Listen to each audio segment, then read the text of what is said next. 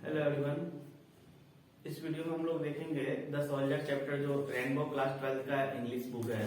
तो इसमें एक पोएम है द सोल्जर। तो हम लोग द सोल्जर के बारे में देखेंगे, जिसके राइटर क्या है, रूपर्ट ब्रॉक। तो पहले हम रूपर्ट ब्रॉक के बारे में जानेंगे, फिर उसके बाद हम आगे बढ़ेंगे, फिर इसका समरी डिस्कस करेंगे। ठीक है। तो ये जो रूपर्ट ब्रॉक है, ये एक ब्रिटिश पोएट है, ठीक ना। और इनके बारे में W.B. इट्स महोदय कहते हैं कि ये इंग्लैंड के सबसे ज्यादा हैंडसमेस्ट युवा है, ठीक ना। तो अब देखिए यहाँ पे रूपर्ट ब्रॉक के बारे में वो देखते हैं। तो देखिए, Rupert Brock was born in an academic family. तो रूपर्ट ब्रॉक जो थे एक एकेडमिक फैमिली में पैदा हुए थे।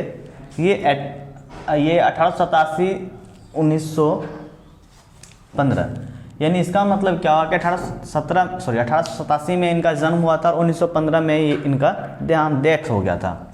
His father was a house master at Rugby school. उनके पिताजी जो थे एक हाउस मास्टर थे रग्बी स्कूल पे।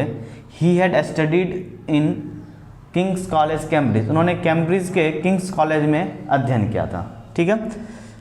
W.B. Yeats described him as the handsomest young man in England. तो W.B. इट्स एक ब्रिटिश राइटर हैं। वो उन्होंने रूपर्ट ब्रॉक को जो डिस्क्राइब किया, उनके बारे में जो बोलते हैं, व्याख्या जो किए हैं कि the handsomest young man in England, कि इंग्लैंड का सबसे ज़्यादा खूबसूरत आकर्षक युवा। ही डाइड ऑफ सेप्टिकेमिया ऑन 23 अप्रैल 1915। उनका जो देहांत था, उनका मरने का कारण क्या था, सेप्टिकेमिया। एक ऐसा, इसमें सेप्टिकेमिया में क्या होता है, किसी कीड़ा काटने से ब्लड पॉइजनिंग हो जाता है। तो सेप्टिकेमिया की वजह से उनका देहांत जो था 23 अप्रैल 1915 को हुआ था। He is remembered as a war poet who inspired patriotism in the early phase of the first world war. तो उनको जो याद किया जाता है इस वजह से एक युद्ध वाले, एक वार पोएट यानी युद्ध वाला कवि के तौर पे याद किया जाता है, कि जिन्होंने प्रथम विश्व युद्ध के दौरान लोगों को, युवाओं को देशभक्ति के लिए प्रेरित किए थे, ठीक है। तो ये रूपर्ट ब्रॉक का इंट्रोडक्शन था, शॉर्ट इंट्रोडक्शन था। एक बात याद रखिएगा, इससे आपका बहुत सारा ऑब्जेक्टिव क्वेश्चन आता है। हम इससे आगे बढ़ते हैं। अब हम लोग देखते हैं समरी, जो एग्जाम के लिए बहुत ज़्यादा इंपॉर्टेंट है। आगे इसको नोट कर लें, आगे फिर बने रहें। तो देखिए, हम यहाँ पे द सोल्जर का समरी डिस्कशन करने वाले हैं। तो the soldier is the sonnet composed by well known war poet Rupert Brooke. यानी कि द सोल्जर जो है वो एक बहुत अच्छे जाने माने युद्ध वाले कवि, यानी युद्ध की कविता लिखने वाले कवि रूपर्ट ब्रॉक के द्वारा लिखा गया एक सोनेट है। तो भाई साहब, सोनेट जो होता है, सोनेट होता है 14 लाइन्स का पोएम। सोनेट क्या होता है, 14 लाइन्स का पोएम। ये लास्ट में हम सोनेट के बारे में डिस्कशन कर लेंगे, ठीक है। इसको भी देखिए ध्यान से। He was a poet of England. वो इंग्लैंड के कवि थे। He died of septicaemia. He died of septicaemia. इनका देहांत जो था सेप्टिकेमिया की वजह से हुआ था during the first world war के, यानी कि प्रथम विश्व युद्ध के दौरान। He was a poet as well as a soldier. वो एक कवि होने के साथ साथ वो क्या थे, एक सैनिक भी थे, ठीक ना। तो this poem became very popular due to its idealistic patriotism. यह कविता जो है अपने आदर्शवादी देशभक्ति के वजह से क्या हुआ, बहुत ही ज़्यादा पॉपुलर हुआ और दुनिया भर में ये बहुत ही लोकप्रिय हुआ था। तो नेक्स्ट पैराग्राफ में हम आते हैं, देखते हैं। Here the poet shows the deep and emotional love for his country. तो इस कविता के माध्यम से कवि जो हैं वो बहुत ही गहरा और संवेदनशील प्यार अपने देश के प्रति दिखाते हैं। He says that the life is uncertain in war. उनका कहना है कि युद्ध में जीवन क्या होता है, अनिश्चित होता है, अनसर्टेन, अनिश्चित। He is fighting in a foreign country. वह विदेश की जमीन पर क्या कर रहे हैं, युद्ध लड़ रहे हैं। नेक्स्ट पैराग्राफ में आते हैं। The poet remembers the flowers, the ways, the air, the river and the sun at home.